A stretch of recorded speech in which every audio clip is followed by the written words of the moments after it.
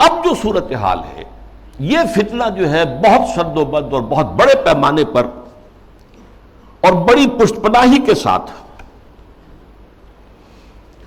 مغرب کے زیر اثر، اور دجال جو اس وقت ہے، دجاجلہ میں سے ایک بہت بڑا دجال جو ہے امریکہ، اور شخصی طور پر بش، اس کی ریشہ دوانی اور اس کی پشت پناہی اور اس کی تائید اور اس کی مدد سے جو فتنہ اٹھ رہا ہے، اس کا ہدف کیا ہے؟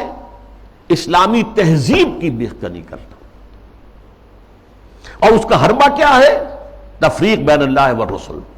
اللہ کو مانو، قرآن کو مانو اور اس کی من مانی تعبیر کرو، رسولوں کو چھوڑو، رسول کی بات کو چھوڑو۔ وہ تھے تو اپنے وقت کے لیے تھے، ایک وقتی کلچر انہوں نے پیدا کر دیا تھا، ایک وقتی نظام پیدا کر دیا تھا، وہ لوگوں کی اس وقت کی ذہنی سطح کے مطابق تھا، اس وقت کے ماحول کے مطابق تھا، یہ کوئی مستقل اور دائمی شے نہیں۔ حربہ یہ ہے۔ اس ضمن میں اب میں ذرا تھوڑا سا تاریخی پس منظر بیان کروں۔ دیکھیے اس وقت جو ہے شیطان لعین اور اس کے سب سے بڑے ایجنٹ کے ذریعے سے دجالیت جو مرحلہ وار آگے بڑھی ہے، اس موضوع پر میں تقریر اسی جگہ پر کر چکا ہوں 22 فروری 2004 کو، 2.25 سال پہلے، موجودہ عالمی حالات میں اسلام کا مستقبل کے عنوان سے۔ سب سے پہلی دجالیت جو آئی دنیا میں، وہ ریاست اور سیاست کے میدان میں آئی، سیکولرزم کے عنوان سے۔ مذہب کو، خدا کو، خدائی ہدایت کو، خدائی احکام کو، آسمانی ہدایت کو پرے کر دو ریاست سے۔ ریاست، قانون، یہ انسانوں کا کام ہے بنانا۔ ہیومن سوورنٹی، پاپولر سوورنٹی، عوام خود حاکم ہیں، وہ اپنے نمائندوں کے ذریعے سے جو چاہیں گے قانون بنائیں گے۔ رکھ دو، اللہ کو مسجد میں بند کرو اور خدا کو جو ہے جہاں چاہو بند کر دو، ہمارے ایوان حکومت میں نہیں آئے گا، ہمارے قانون ساز ادارے میں وہ نہیں آئے گا، حاکمیت اس کی نہیں ہے، حاکمیت عوام کی۔ یہ دجالیت کا یہ سب سے بڑا وار، سب سے پہلا چیز ہی سب سے اہم بھی ہوتی ہے، اور یہ گلوبل ہو چکی ہے پوری دنیا میں، پوری دنیا۔ واقعہ یہ ہے کہ اللہ کے خلاف، خدا کے خلاف اس سے بڑی بغاوت آج تک نہیں ہوئی۔ اس سے پہلے کیا ہوتا تھا؟ ایک بڑے خدا کو ماننے کے ساتھ چھوٹے چھوٹے خدا بھی مان لیے، بس شرک ہوتا تھا۔ لیکن خدا کو اس طرح انسانی معاملات، اور خاص طور پر ظاہر بات ہے ریاست اور سیاست اور قانون، یہی تو سب سے بڑی چیزیں ہوتی ہیں، ان سے بے دخل کر دینا خدا کا، یہ اس دور میں ہوا۔ نمبر 2 دور آیا معیشت کا۔ معیشت کی بنیاد انٹرسٹ بیسڈ کیپٹلزم پر کر کے، آسمانی شریعتوں کے نزدیک سب سے بڑا گناہ جو ہے عمل میں، وہ سود ہے۔ عقائد میں شرک ناقابل معافی، ان اللہ لا یغفر ان یشرک بہ ویغفر ما دون ذلک لمن یشاء۔ اعمال میں سود، جس پر اللہ اس کے رسول کی طرف سے اعلان جنگ ہے، وہ سود مرکزی شے بن گیا معیشت کی۔ بینکنگ، انٹرسٹ، کیپٹلزم، یہ بھی گلوبل ہو چکا ہے فتنہ، پوری دنیا، مسلم غیر مسلم، مشرقی مغربی، سب ہر جگہ۔ اب تیسرا وار جو آ رہا ہے یا شروع ہو چکا ہے کافی بڑے پیمانے پر، اور مغرب اور اس کے زیر اثر جو دوسرے ممالک ہیں ان کے اندر تو وہی آ چکا ہے پورے طور پر۔ ابھی عالم اسلام میں پورے طور سے نہیں آیا ہے، جس کے لیے بڑی ایک منظم سازش کے ساتھ بڑی جد و جہد ہو رہی ہے۔ وہ کیا ہے؟ شرم و حیا،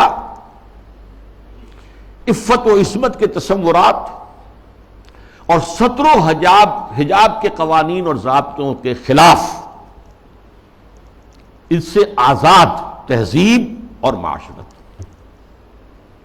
جیسا کہ میں نے عرض کیا، یہ شرم و حیا، عصمت و عفت کے تصورات کہ یہ بھی کوئی بڑی اعلیٰ قدر ہے، ستر و حجاب یہ بھی کوئی احکام ہے، ان سب کی نفی اسلامی تہذیب کو اس وقت سب سے بڑا چیلنج اس سے۔ اس لیے کہ یہ اسلامی تہذیب کا بنیادی نقطہ ہے، اہم ترین ہے۔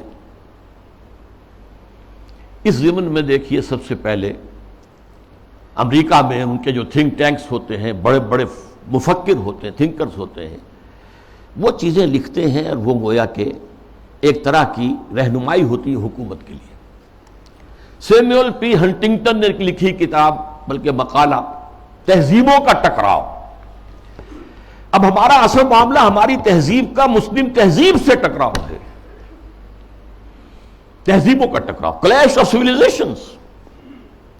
اور اس میں اس نے تجزیہ کیا، یہ چیزیں پہلے بھی بیان ہوئی ہیں لیکن اس وقت ایک خاص موضوع کے تحت میں ترتیب کے ساتھ ان چیزوں کو لا رہا ہوں۔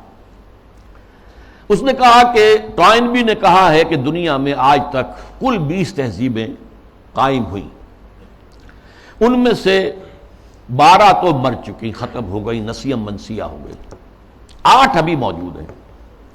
ایک ہماری مغربی تہذیب ہے، 7 اور ہیں۔ ان 7 میں سے بھی 5 تو ایسی ہیں جنہیں ہم آسانی سے ایسیمیلیٹ کر سکتے ہیں۔ انڈین سویلائزیشن آسانی سے ایسیمیلیٹ ہو گئی، وہی کلچر، وہی تہذیب، وہی بے پردگی، وہی اوریانی پہلے بھی تھی اب بھی آ گئی، وہی ناچ گانا وہ پہلے بھی تھا اب اور زیادہ ہو گیا، لہذا تہذیبی ٹکراؤ وہاں تو ہے ہی نہیں۔ تو دو جو تہذیبیں ہیں وہ ہمارے لیے چیلنج ہیں، وہ لوہے کے چنے ہیں، انہیں چبانے میں وقت لگے گا۔ ایک مسلم سویلائزیشن اور ایک کنفیوشین سویلائزیشن۔ کنفیوشین سویلائزیشن کے بارے میں تو میں اس وقت نہیں سمجھا تھا کہ یہ کیا واقعی کوئی چین کے اندر یا اس کے آس پاس کے ممالک میں جو بدھ مت کے پیروکار شمار ہوتے ہیں، کوئی واقعی کوئی تہذیب کنفیوشس کے حوالے سے ہے۔ ابھی حال ہی میں نیوز ویک کا ایک پرچہ چھپا ہے جس کا مین مضمون تھا کنفیوشس کا احیاء، ریوائول۔ تو یہ ہو رہا ہے چین میں اس وقت۔ لیکن یہ کہ اصل ہمارا جو مطلب ہے اس وقت ہمارا موضوع ہے وہ مسلم سویلائزیشن ہے، اس نے اسے بھی شمار کیا ہے کہ یہ بھی ہمارے لیے بہت بڑا چیلنج۔ یہ دوسرا دجالیت کا دور پوری دنیا میں بھی آیا، بینکنگ، انٹرسٹ بیسڈ کیپٹلزم، اور کچھ اسلامی ممالک کے اندر بھی جیسا کہ میں نے عرض کیا کہ اس راستے سے چور دروازوں سے داخل۔